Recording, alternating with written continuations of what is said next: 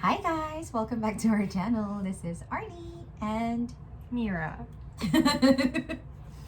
okay, so for today we're gonna talk about expectations versus reality, specifically talking about the people in Japan. So before we came to Japan and after we came to Japan, did we meet our expectations, etc. What were your expectations, Arnie? My expectations, of course, Japanese are rich. That's like number one, right? And that's the biggest downer. The biggest, yeah. Oh my. Just kidding. Yeah. What else? Yeah, I think I have the same expectations. Especially, do you remember when Japan was in the middle of the bubble economy? Oh yes. People had money, and then those people coming home from Japan, especially the Japayukis. Japayuki is a good word for me, guys. So if I use it, please don't be offended. Right. For me, that is an empowered, strong, with a Louis Vuitton woman. Yes, exactly. Sometimes Chanel and Hermes. Oh yeah, girls. Anyway, as I was saying, I had this image that they have a lot of money, but they also experienced recession, if I'm not mistaken. Yes. So, the bubble economy ended. Yeah. Now it's only Uniqlo. No, but actually, yes, my expectations is they have money, but eventually I learned that it's exchange rate. Yes. Number one is a big factor. Yes. Salary. Salary, status, age. Oh, I didn't know about the age system in Japan. So that's why they always say that when the Japanese person is older, they are richer. And it was like super, I don't know, like I always wondered why, how could that happen, because in Philippines, like it's not like that. It's the when job you're older, you have no money. You have no money. Yeah. It's the opposite. So yeah, I think that was the economic change. yes, the economic change, definitely. And what else? I also expected that Japanese people are always super neat, clean, and quiet.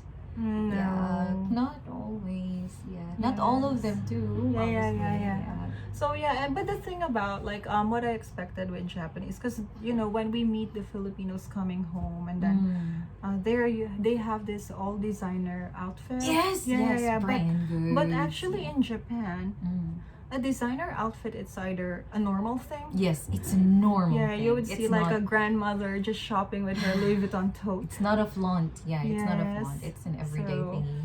And the thing about them is that there's a sense of equality here. I think that's one reason that I also like in Japan. I expect the Japanese to be sorry for other, because they would flaunt their wealth, but no. Sometimes you would be riding with a company owner inside the Shinkansen or train, right? Right. I agree with that. Yeah. Even like a CEO or like a big person would not probably introduce themselves as a CEO. Like they would probably hide themselves because they feel like, no, I mean, why is there a need for me to do that? So yeah, it's a very good thing, right? Yeah, and it also makes me feel comfortable because I couldn't afford high. Same for me. Yeah. Like Zara for me before was like, ugh, and then oh my gosh, here is like, oh my god, like a teenager sort of thing, diba? Like yeah. It's more affordable now for us, maybe because of our salary. Yeah, so it's money. It could be that. Yes. Yeah. What else? And then how about Japanese women? What was your? I never had any ideas about them. Well, first, yeah, that is so hard. But because I was always teaching Japanese students, right, in the past, I always thought that they care a lot about skincare. Like their skin is always healthy, and I feel like they care a lot about their looks. Pretty much, like they exercise a lot. I just feel like they're always active. So so when I came here, I think it was right. Like they always eat. They always choose to be healthy. Like they like to go to onsen, and it could be part of their health. What is that? Like way of maintaining lifestyle, sort of thing. But they're not the type of woman like. I thought Koreans and Japanese would be the same because Koreans are so they really take care about everything, but in Japan they wouldn't do that. Not excessively. Not excessively, but it's you would be surprised on how much they spend. Yeah, that's so true. I think that surprised me a lot when I asked for their routine. I asked for how much or what kind of brands they use and stuff. Because sometimes you don't know the what is that, like the under big brand names, and then once you learn about it and you're like, oh, actually it's pretty expensive. But yeah, they try to afford it, they invest it, so to say. Yeah. And that's a good thing. Maybe next time we can talk about beauty brands. Beauty brands in Japan are very good. Yes, I have a student who worked for she worked for Shiseido. And then she said, like, for one cosmetic it would take about 3 years to get There you approved. go. Yeah, Because there you go. they don't want any side effects. Yes. They take responsibility way too much. So And I think that's good. yeah, it's really good. It's really good for the customers. You feel safe using the product. You know it's a Japanese brand. Yes, Yeah. good quality. Good quality. Yeah. Good price. Yeah. But maybe we can recommend next time, like, affordable finds. Right. Oh, I also wanted to share a little bit about because I didn't care much about brands when I was in the Philippines, and I really thought that brands before in Japan are just like, something they With a probably name. they probably would just like I don't know, like maybe an everyday thingy or whatever. But it was actually also my husband who convinced me a lot about brands. Yeah, so I learned a lot. Yes, and actually, when it comes to skincare in Japan, the thing about Japanese, they don't invest so much in items, but if something that they're gonna use for a long For a time, long time. they would invest skincare, Yes. household appliances. Appliances. I remember I had a washing machine. We were the second users, so it was used for about 6 years from the previous owner. We used it for 4.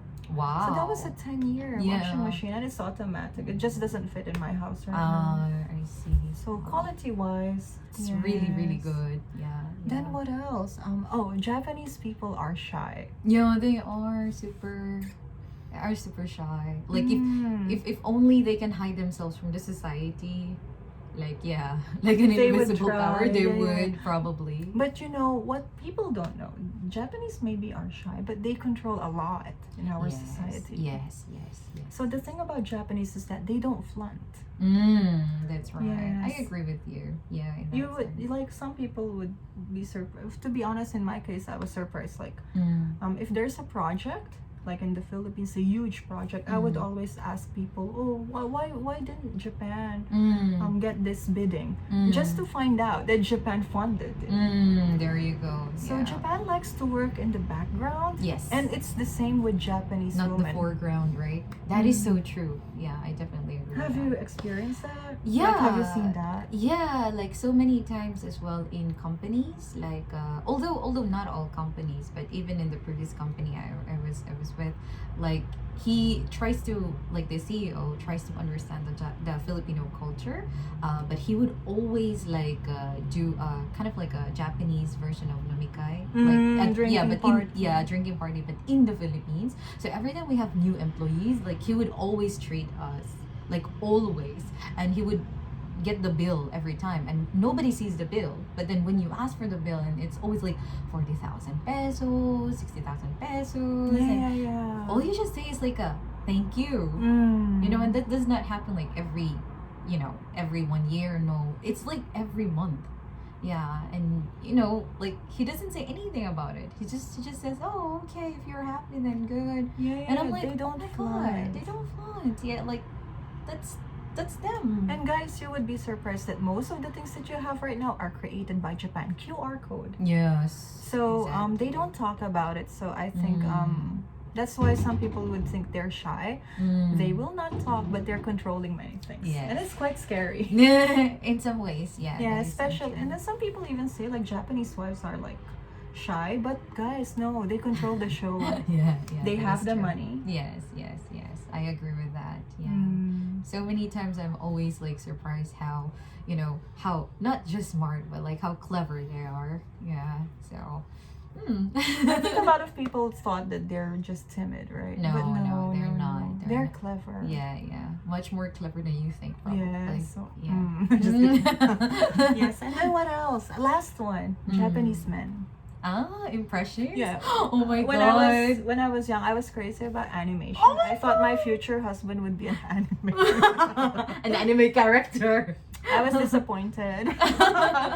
Which one, with the yellow hair or like No. Do you know Hotohori? Fushigi Ah, Yugi. Fushigi Yugi! Of course, I Which went. one? No, I went for the Tamagome? Emperor. Oh, the Emperor. Oh, Why yes. would I choose the Popper? The Emperor is so cool. Then Yeah. That is so true. That's true. But yeah, I mean, my image of Japanese men before, okay, before I even met my husband, okay?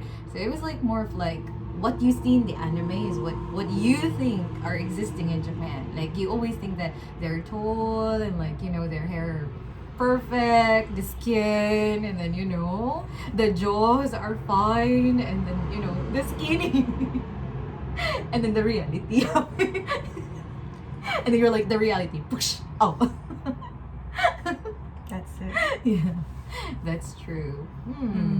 Yeah. And my expectation is that they're like galante, Yes. generous. Yeah, I approve. Yeah. Expectations, just my expectations.